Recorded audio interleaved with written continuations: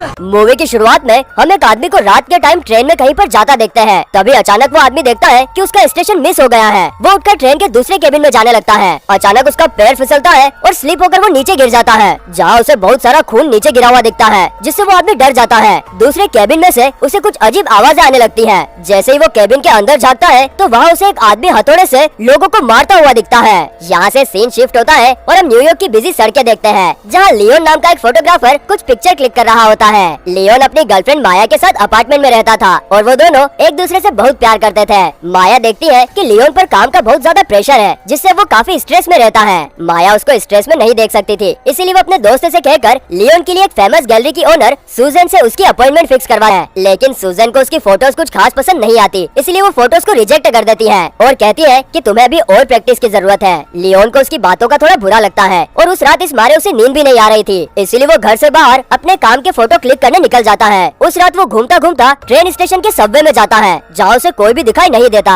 जैसे वो नीचे जाने वाला होता है तभी वहाँ एक लड़की को 3 लड़के परेशान कर रहे होते हैं। लियोन उनकी पिक्चर्स क्लिक करने लगता है, जिसके बाद वो उन लड़कों को आवाज लगाता है। उसमें से एक लियोन की तरफ देखकर उसकी ओर आने लगता है। फिर दोबारा से वो उन तीनों की फोटो क्लिक करने लगता है और सिक्योरिटी कैमरा की तरफ पॉइंट करता है। सिक्योरिटी कैमरा को देखकर वो लड़के उस लड़की को छोड़कर वहाँ से भाग जाते हैं। उन लड़कों के जाने के बाद वो लड़की थोड़ा रिलैक्स फील करती हुई लियोन को थैंक्स बोलती है और तो और उसे ट्रेन में जाने से पहले किस भी करती है। जैसे वो ट्रेन के पास पहुंचती है, जहां ट्रेन का दरवाजा बंद होने ही वाला था, कि तभी एक वेल ड्रेस्ड आदमी गेट को बंद होने से रोक लेता है और वो ट्रेन के अंदर चली जाती है और जाते जाते लियोन उसकी पिक्चर क्लिक कर लेता है। वो लड़की ट्रेन की सीट पर बैठकर खुशी खुशी गाने सुनने लगती है कि तभी वो वेल ड्रेस्ड आदमी पीछे से उसके पास आता है और उसके सर पर हथौड़े से वार करता है, जिसके कारण उसी वक्त उसकी डेथ हो जाती है। नेक्स्ट डे लियोन पास ही के लोकल रेस्टोरेंट में जाता है, जहाँ वो अक्सर जाया करता था। क्योंकि वो वेजिटेरियन था, इसलिए हमेशा अपने साथ टोफू लेता था और रेस्टोरेंट के कुक को टोफू फ्राई करने के लिए कहता था। कुक उसका मजाक उड़ाने के बाद उसके लिए टोफू बनाता था।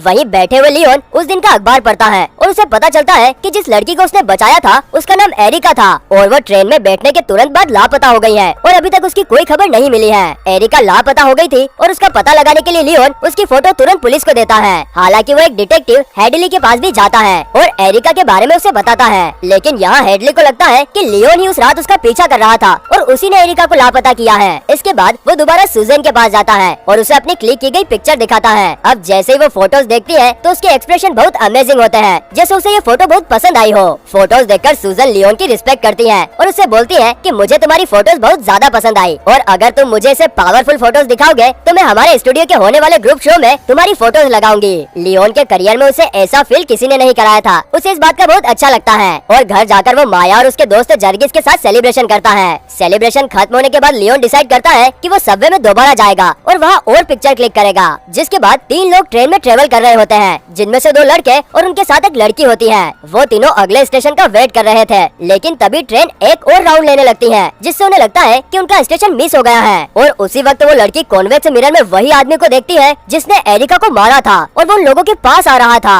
वो लड़की अपने साथ वाले लड़के को बताने की कोशिश करती है, लेकिन वो लड़का अपनी ही बातों में लगा रहता है और उसकी बात ही नहीं सुनता कि तभी अचानक से वो आदमी उनके पास आता है और उसके सर पर हथौड़े से वार कर देता है, जिससे उस लड़के की आंख बाहर निकल आती है और वो मौके पर ही मर जाता है। तभी हम उस किलर को देख पाते हैं, जिसका नाम गैनी होता है। वो दूसरे आदमी को भी हुक से स्टेप करता है और उसे हवा में उड़ा देता है। इसी बीच वो लड़की वहाँ से भागने की कोशिश करती है।